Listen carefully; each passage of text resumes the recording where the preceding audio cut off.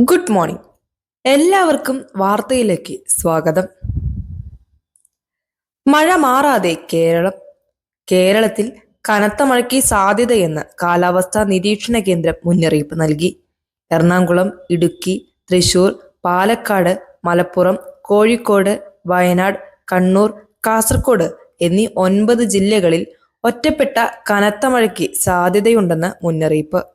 ബംഗാൾ ഉൾക്കടലിന്റെ വടക്കു പടിഞ്ഞാറൻ ഭാഗത്ത് രൂപം കൊള്ളുന്ന ന്യൂനമർദ്ദമാണ് മഴയ്ക്കു കാരണം. അടുത്ത 2 ദിവസങ്ങളിൽ ന്യൂനമർദ്ദം കൂടുതൽ ശക്തമാകുമെന്നാണ് കാലാവസ്ഥാ നിരീക്ഷണ കേന്ദ്രം പ്രവചിക്കുന്നത്. 17ാമത് IDS-FFK ചലച്ചിത്രമേള ഇന്ന് സമാപിക്കും. തിരുവനന്തപുരത്ത് നടക്കുന്ന അന്താരാഷ്ട്ര ഡോക്യുമെന്ററി ഹ്രസ്വ ചിത്രമേള ഇന്ന് സമാപിക്കും.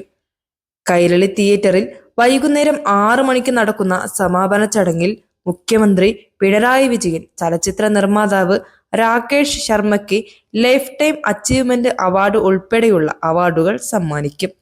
52 രാജ്യങ്ങളിൽ നിന്നുള്ള 331 സിനിമകളാണ് മേളയിൽ പ്രദർശിപ്പിച്ചത്. 6 ലക്ഷത്തിലധികം സൗജന്യ ഓണം കിറ്റുകൾ വിതരണം ചെയ്യാൻ സർക്കാർ.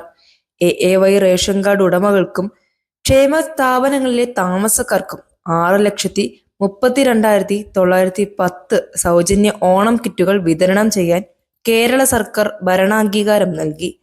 ഓരോ കിറ്റിലും പഞ്ചസാര, വെളിച്ചെണ്ണ, പരിപ്പ്, കശുവണ്ടി, നെയ്യ്, തേയില, മറ്റു പല വ്യഞ്ജനങ്ങൾ തുടങ്ങിയ ആവശ്യ വസ്തുക്കൾ ഉൾപ്പെടുന്നു.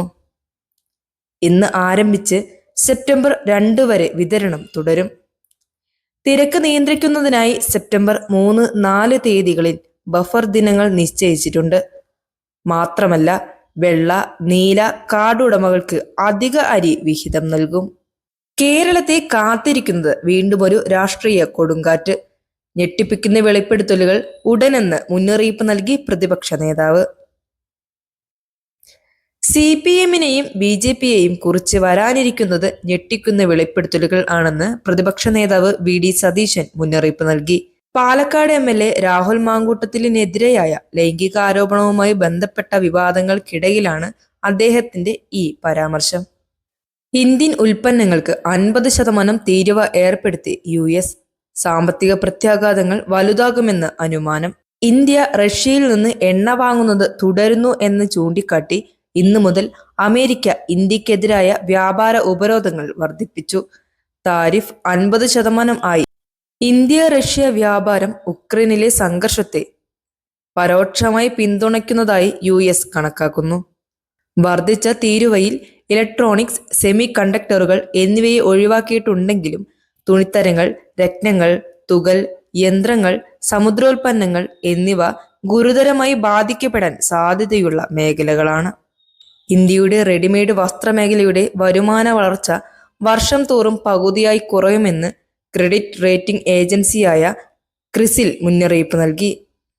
US നടപടി രൂപയുടെ മൂല്യവും സെൻസെക്സ്, നിഫ്റ്റി സൂചികകളിൽ കുത്തനെ ഇടിവിനും കാരണമായി. താരിഫുകൾ അന്യായമാണെന്ന് ഇന്ത്യ ചൂണ്ടിക്കാട്ടി. കയറ്റുമതി വൈവിധ്യവൽക്കരിക്കാനും ഇന്ത്യ ശ്രമം ആരംഭിച്ചു. വെനീസ് ചലച്ചിത്രമേള ആഗോള ശ്രദ്ധാകേന്ദ്രമായി മിഴി തുറന്നു. 82ാമത് വെനീസ് അന്താരാഷ്ട്ര ചലച്ചിത്രമേള ഇന്ന് ഔദ്യോഗികമായി ആരംഭിക്കും. സെപ്റ്റംബർ 6 വരെയാണ് ചലച്ചിത്രമേള നടക്കുക. പൗലോ സോറന്റിനോയുടെ ഇറ്റാലിയൻ ചിത്രമായ ലാ ഗ്രാസിയയോടെയാണ് ഫെസ്റ്റിവൽ ആരംഭിച്ചത്. സെഡ്രിക് ജിമെനസ് സംവിധാനം ചെയ്ത ഫ്രഞ്ച് ചിത്രമായ ചിയൻ 51 ആയിരിക്കും അവസാന ചിത്രം. വാർത്ത തുടർന്നുകൊണ്ടേയിരിക്കും. എല്ലാവർക്കും നല്ലൊരു ദിനം ആശംസിച്ചുകൊണ്ട് സൈനിങ് ഓഫ്.